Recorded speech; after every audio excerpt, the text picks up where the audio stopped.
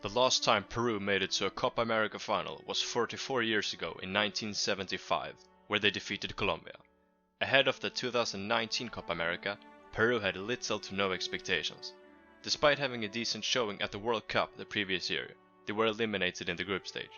And being a South American team, the competition is naturally extremely high, with the likes of Brazil, Uruguay, Colombia, Argentina and Chile. In such an environment, it is very possible to be a truly great team without being the second, third or even fourth best. However, in 2019, Peru ended up surpassing that.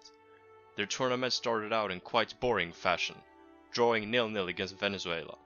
But in the following game, Peru proved they had the capacity to score goals when they defeated Bolivia 3-1 with 3 different goal scorers.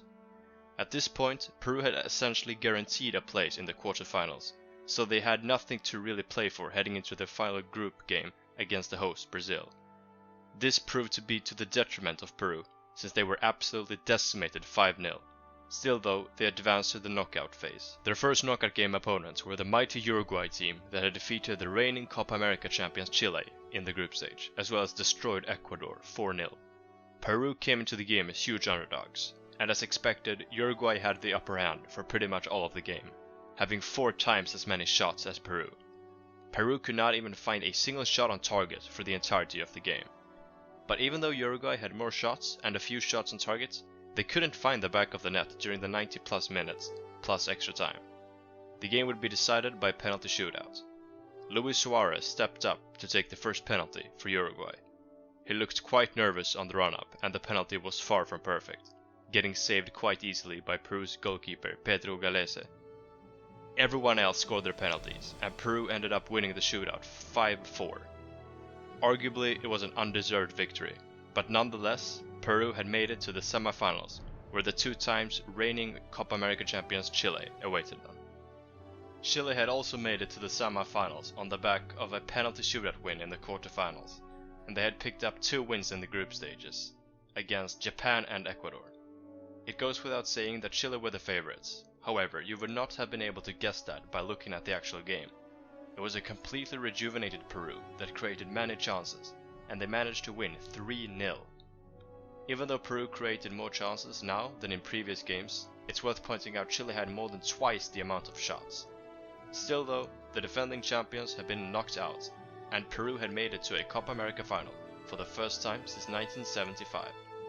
Brazil, who were hosts and had defeated them 5-0 in the group stage, awaited Peru in the final.